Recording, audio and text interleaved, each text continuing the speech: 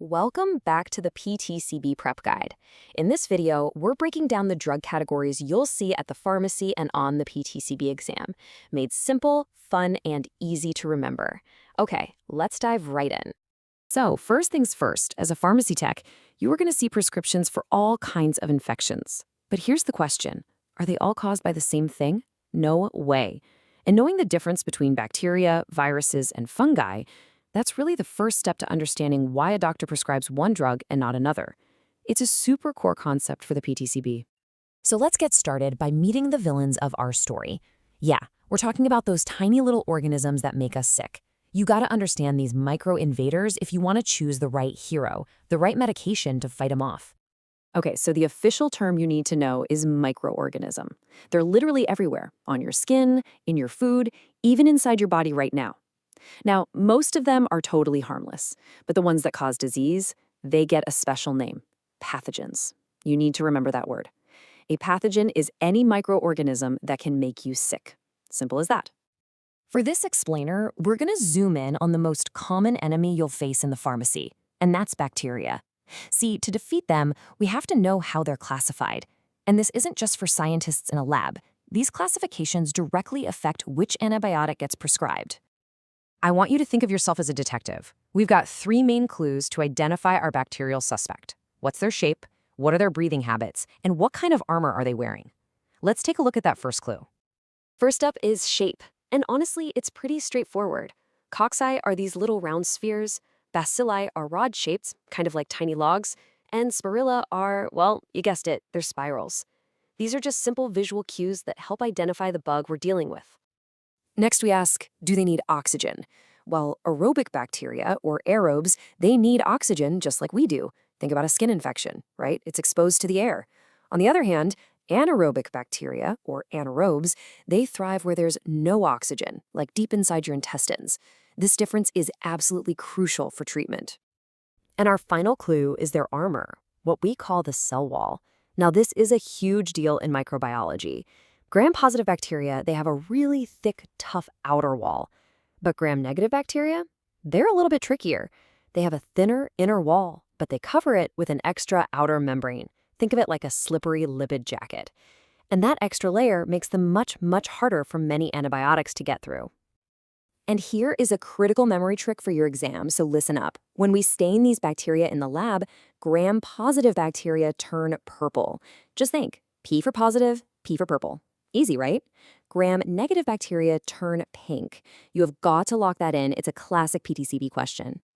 Okay, these are the names you are going to see over and over and over again. You'll see E. coli in prescriptions for things like UTIs, Staphylococcus aureus for skin infections. You don't have to be an expert on them, but just getting familiar with how these names look and sound now is going to make your life in the pharmacy so much easier. So, we've met the enemy. Now let's talk about our weapons. This is our arsenal. Antibiotics. These are the powerful medications that are specifically designed to take out bacterial infections. And believe it or not, it all started by accident. Way back in 1928, a guy named Alexander Fleming noticed that a little spot of mold on his lab dish was killing all the bacteria around it. That mold juice became penicillin, and it completely changed the world of medicine forever. Pretty cool, huh? Now, this next point is absolutely crucial. And it's a massive patient safety issue. Antibiotics only work on bacteria. So if a patient comes in with a prescription for amoxicillin for their flu, that is a huge red flag. The flu is a virus. Antibiotics will do absolutely nothing. And this is a key counseling point and a major, major exam topic. So why are there so many different antibiotics out there? Well, because choosing the right one is like being a detective. First, the doctor has to identify the bacteria type. That's our suspect. Then they consider the infection site. That's the crime scene. How severe is it? Are there local resistance patterns? Is this bug known to be tough to kill in this neighborhood? And finally, what's the patient's condition? Do they have any allergies? It's a really complex puzzle. You know, the crime scene itself tells a story. Was it community acquired, meaning you just picked it up out in the world? Or was it nosocomial? That's a fancy word, nosocomial. Just think N for nursing home or hospital. These infections are often what we call superbugs because they've seen it all and have learned how to resist even our best drugs. So antibiotics have two main strategies. Bactericidal drugs are like assassins. They go in and directly kill the bacteria. Done. Bacteriostatic drugs are more like guards. They don't actually kill, but they stop the bacteria from multiplying, which gives your own immune system time to come in and clear them out. So kills versus stops. It's as simple as that.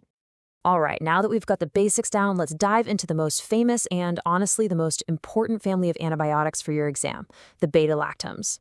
And the king of this family is, of course, penicillin. Here is another golden mnemonic for you. If a drug name ends in "cillin," like amoxicillin, ampicillin, piperacillin, it's a penicillin. This will help you spot them instantly on the test and, of course, in the pharmacy. So what makes a penicillin a penicillin? It all comes down to this special chemical structure called the beta-lactam ring. This is the weapon. It's specifically designed to go after the enzymes that bacteria use to build their cell walls, causing those walls to just crumble and the bacteria to die. But here's the thing, bacteria are smart. They don't just sit there and take a beating. They've actually evolved ways to fight back against our weapon. So how exactly do they do that? Well, they create their own counterweapon. It's an enzyme called beta-lactamase.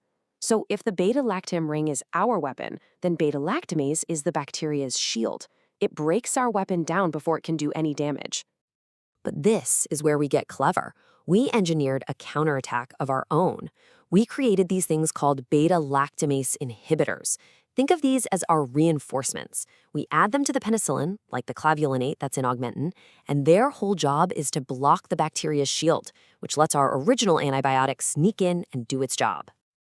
Now, penicillins have some cousins that also use that same beta-lactam weapon. You'll see cephalosporins, which are sometimes used if a patient has just a mild penicillin allergy.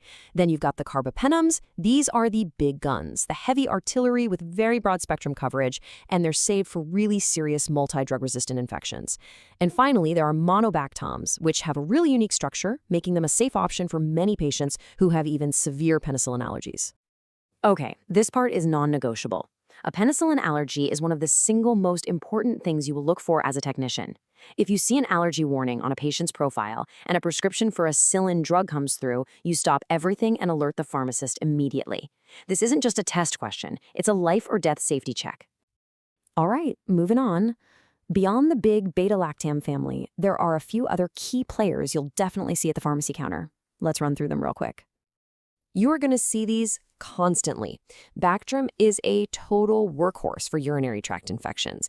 Zyvox is a really powerful option for those tough-to-treat skin infections and pneumonia, especially the ones caused by resistant bacteria. And Flagyl is pretty unique because it works on certain bacteria and certain parasites.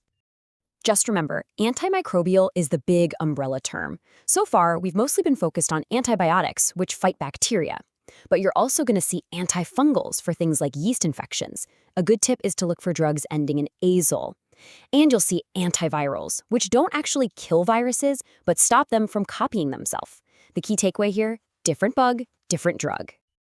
Now, for one last category you'll get asked about all the time that isn't even a drug at all, supplements. A customer might come up and ask if vitamin C can cure their cold. The answer you absolutely must know for the exam and for the law is this. Dietary supplements are not FDA approved to treat, cure, or prevent any disease. They can support health, sure, but they are not medicine. So, we've covered the invaders, the weapons, and their shields. As you start your career, I want you to think about this.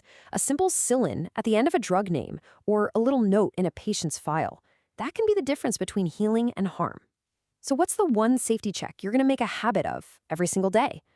If this video helped you understand this topic and how it's tested on the PTCB exam, make sure to like, share, subscribe, and drop a comment for more PTCB prep guide videos.